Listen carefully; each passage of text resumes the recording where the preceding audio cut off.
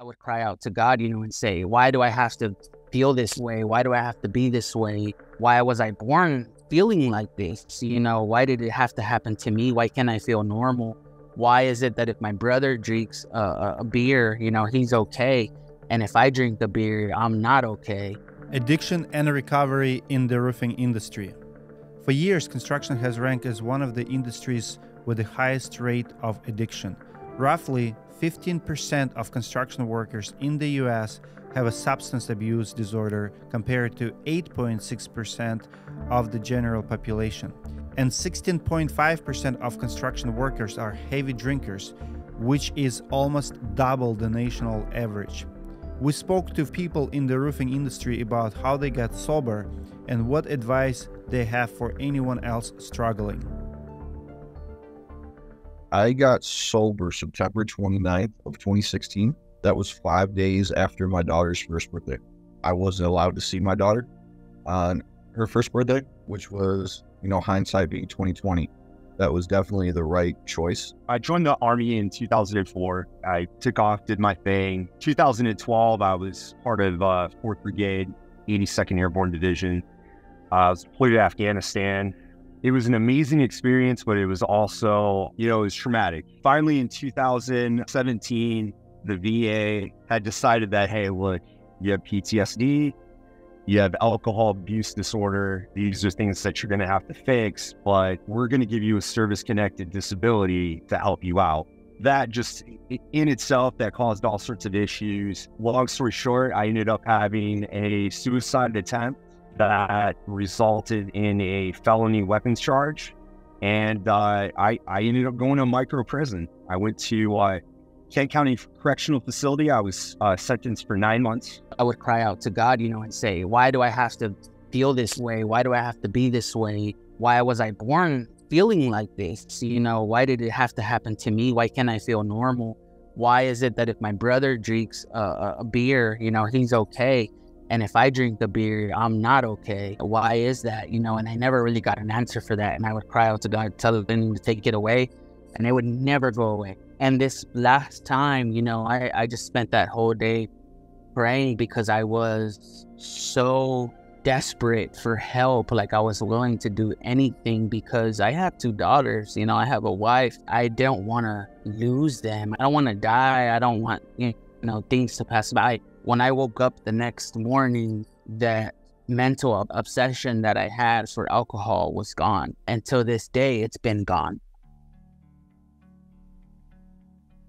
My community that I lived in, it was a small town in northwestern Illinois called Dixon, Illinois. We were a few years into the opiate epidemic really taking a hold in that small community. There was a partnership between a few local organizations, one of which being the sheriff's department, which being the local police department, and a few other community organizations, along with a whole team of volunteers, had gotten together and started something called the Safe Passages Initiative. And the gist of how that worked, somebody like me, an addict or an alcoholic that was looking for help, could just walk into the police station, walk into the local police station and say, I need help. And you could hand over any paraphernalia or drugs that you had without fear of prosecution. And they had developed a whole network of treatment centers all throughout the state and beyond that took all different levels of insurance. They had funds available to help if there was some type of copay or anything. And then they had a whole team of volunteers that were on call literally 24/7 to provide transportation to these treatment facilities. And then with a lot of these treatment facilities, they had kind of priority for beds. So that's how I was able to get in the treatment the last time. The year I got sober, I actually went to them 3 different times. July 29th, 2019, I was released after 222 days. This was my first time actually being incarcerated or anything like that. I'd been deployed. I'd been through some pretty shitty times, leading up to that experience. That really just kind of opened my eyes and made me understand how blessed I am, one, how much I absolutely do want to, live, to prosper. I started out with AA for me, and for a lot of people, I had an issue with the spiritual part. That was just something that just was jiving with me. I started doing smart recovery, which then I started, kind of looking at there was so much more to this than I understood. And I'd always thought that these things that were going on in my head and these feelings that I was feeling were unique to me. And they weren't. I started going to groups. The smart recovery was really when I started talking. I started off, I would go to AA like almost every day.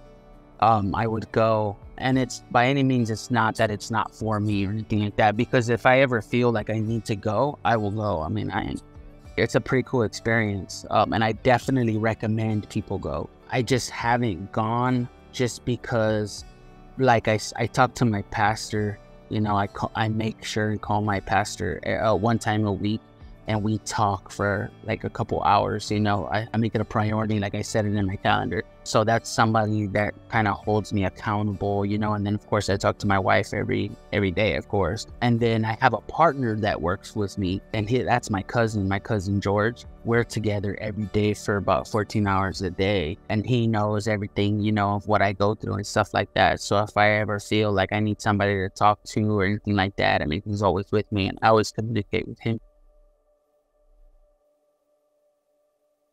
I've actually had sole custody of my child since she was 2.5 years old. I go above and beyond to make up for what I've done, because I can't change anything from my past, and not just with my kid, just life in general. I can't change any of that. What I can do is live today in a way that makes up for it.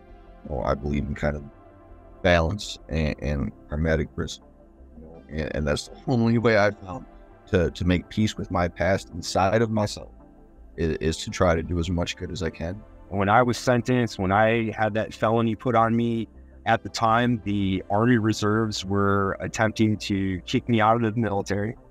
They were going to give me an other than honorable discharge. So I was basically looking at, everything that I've just done for the last 13, 14 years in. I was pissing, my life away, and I was about ready to watch it all burn to the ground. By the grace of God, again, there was a general, and at Fort Bragg, there's 2-star general. I decided, hey, look, that's our bad. You deserve this. All right. We're not going to boot you out. We're going to medically retire you. And, what you do from here is up to you. And so I tried to take every day since I've been released, since July 29, 2019. I've tried to live every day a little bit better than the day before, and try to talk less and listen more, and hopefully become a better person. Being honest. When you are in recovery, if you're BSing everybody and you're not being honest, and you're like, oh, I'm fine, or no, I've been sober, or just things like that, which I've been down that road. So I'm not judging in any way, but it just doesn't help the situation at all. You don't get it. And when it comes to selling, if I go to a home and, for example, they're asking me if they have damage on their roof, and I tell them yes, and we really don't have damage on their roof, that ruins my credibility, that ruins my professionalism, it ruins my, it's our last name, our company name, our character. So I always try to be honest with the homeowner, regardless if it's good, bad. I found out that being more straightforward with them and just being straight up honest with them attracts the type of customers that I want. It's not easy. I'm not going to lie. It's extremely hard. It's the hardest thing in the world, for me anyway. It was the hardest thing I ever did, but you can just hang on. You can make it through that first few months. I always say, if I need advice on how to fix a car, I'm going to ask who I can.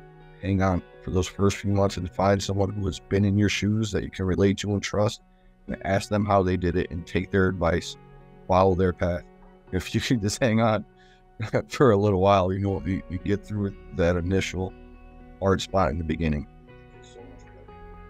The first thing is being able to just reach out and talk to somebody, just tell somebody. I've had so many instances in my life where it really felt like I was on a merry-go-round that was going too fast, and I was trying to hold on for dear life. And I felt like I was all by myself. That's not the case. You're not alone. There are so many people that are out here that are hurting, struggling, attempting to get by with whatever. And you can be addicted to anything. If it is something that is taking over your life and it's giving you negative consequences, then it's bad. It's bad for you. As far as what your life's going to look like when you stop drugging and drinking, I had a counselor tell me one time that when you stop drinking and drugging, your quality of life will become better. And I didn't understand that. I didn't understand how my quality of life would become better because I was so used to living life with alcohol and drugs. And the first couple of months really sucked, because I felt like I wasn't having fun. I felt like I wasn't being myself, because when I took alcohol and drugs, I became a different person. I became that person that I wanted to be, right? I was more outgoing, I was funnier, I was more creative. And once those first 2 months passed, really with the first 30 days passed, I started having a lot of fun in the little things. My life started becoming something else that I never imagined it to be. Just enjoying these little things, like some people would say, now you can smell the flowers, right? But you don't know what you don't know, and once you become sober, there's something about that whole process, and I can't really put my finger on it, but the joy that you receive, I think it's because you're grateful and you have a lot of gratitude because you know what it's like to be in a very dark place. I saved the best for last.